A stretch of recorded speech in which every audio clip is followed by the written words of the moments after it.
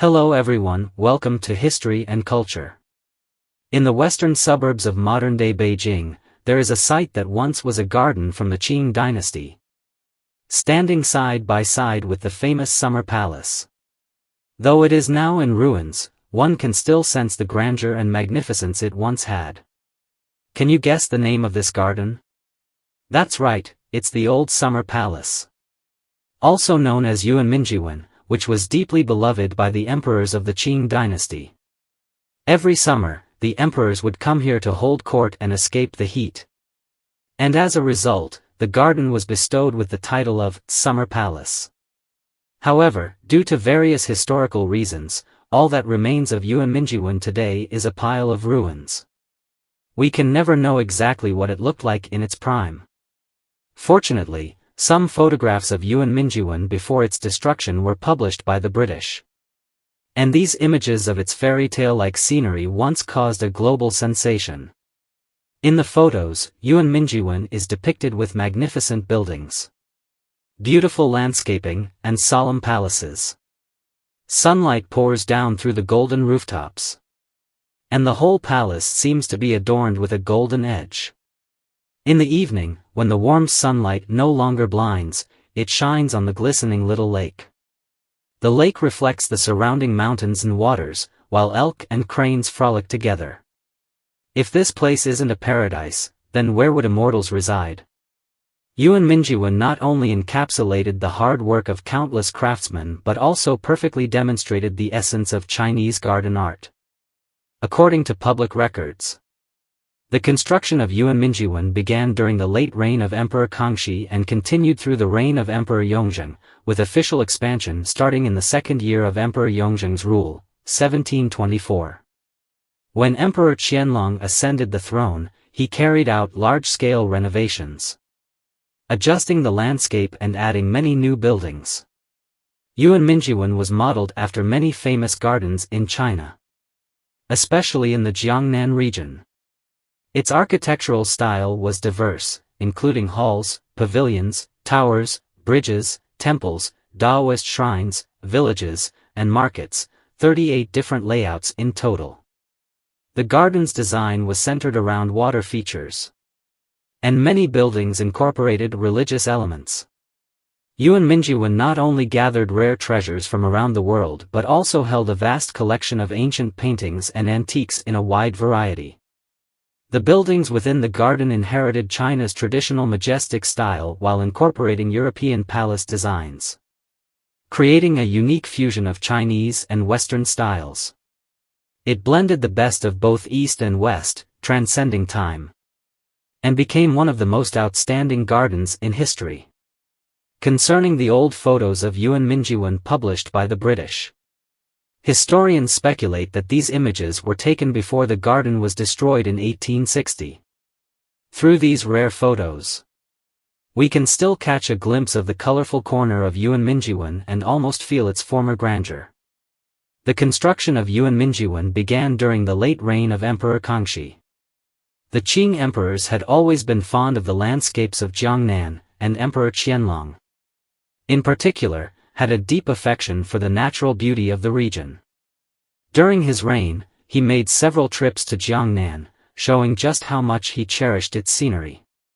Thus, when planning Yuanminjiwen, Emperor Qianlong was especially keen on bringing the charm of Jiangnan into the garden, creating a place where one could appreciate the beautiful landscapes of the region. Many of the features in Yuanminjiwen imitated the scenery of Jiangnan: winding bridges, babbling streams, snow-covered landscapes that left no footprints, and clear springs with sparkling water. Lotus leaves swayed gently in the breeze. These unique beauties of Jiangnan added an air of poetry and romance to Yuanminjiwen. But the beauty of Yuanminjiwen went beyond that. During Emperor Qianlong's reign, many famous scenic spots were established, such as the interesting Concubine, a place of fun, the bird cage for keeping birds, the tranquil Haiyan Hall, and the picturesque Yuanying Pavilion, among others. Each of these spots possessed its own unique charm. Yuanminjiwan covered an area of over 350 hectares, with more than 140 hectares being water features, truly astonishing. And these areas were just the surface and water, the total area of the buildings and structures, including those on the water, was even more remarkable. Overall, its area was roughly equivalent to 8.5 times the size of the Forbidden City, Palace Museum. For example, if an average tourist came to Beijing and spent a whole day visiting the Forbidden City, they would likely be very tired and might not even be able to finish touring the entire palace complex in a single day.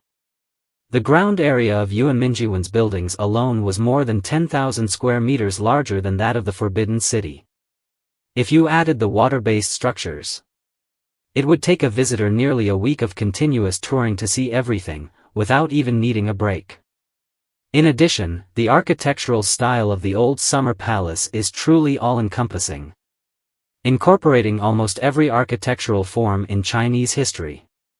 Whether it's palaces, grand halls, small pavilions, bridges, or living rooms and sluices, all of these can be found here.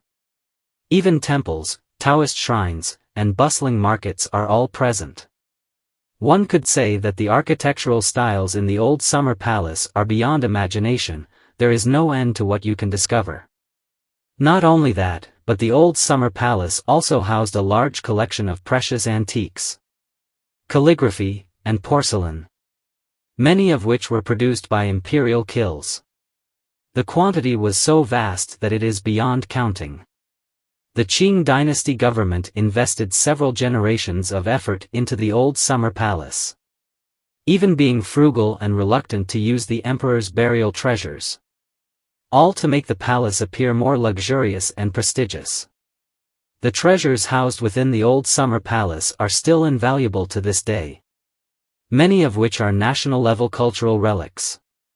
For example, the Cold Food Scroll written by Su Dongpa and the Memorial to Recommend Ji Ji by Zhong Yao are all recognized as national treasures. Some media have reported that the bronze statues of the 12 zodiac animals in the old summer palace attracted great attention. Originally, these bronze statues were used as decorations at the entrance of the Haiyan Hall. And though we can only see a few blurry black and white photos, their unique charm can still be felt. According to some historians, the fate of the old summer palace was like that of a fleeting flower. Its beauty once amazed all who saw it, but it was doomed to be short-lived. Like all things that are beautiful to the extreme, their existence is always brief.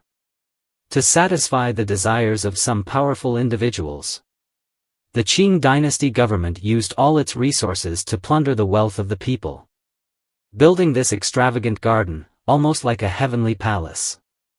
However, they overlooked the fact that, no matter how beautiful a paradise may be, it is ultimately just an illusory fairy tale world.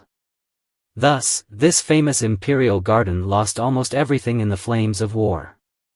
The antiques and calligraphy were looted, many buildings were destroyed, and countless treasures were lost. The former glory of the old summer palace can now only be traced through these precious records and relics, sketching out the splendor it once had. According to relevant historical records, when Empress Dowager Cixi began to rule, she once considered spending money to restore the old summer palace. She hoped to enjoy a peaceful old age, breathing fresh air in the garden, perhaps even extending her life. But this beautiful vision was shattered before long. The restoration of the old summer palace had just begun when even greater destruction occurred. This time, it was not only the garden that was plundered, but the entire complex was almost completely destroyed. The exquisite pavilions, built over several generations, were all violently demolished, turning into ruins. However, the old summer palace was simply too vast, and time was too limited, so it was impossible to completely destroy it. Thus, even though the garden's appearance was ruined beyond recognition, some things that could not be moved, such as columns and the roofs of palaces, still remain today. Therefore, the old summer palace, which was once a magnificent garden wonder created over 150 years during the prosperous early Qing dynasty, ultimately became a historical regret, its glory lost forever in multiple disasters. This is the History and Culture channel. Liking and subscribing are the greatest help and support to us. Thank you everyone and see you in the next time.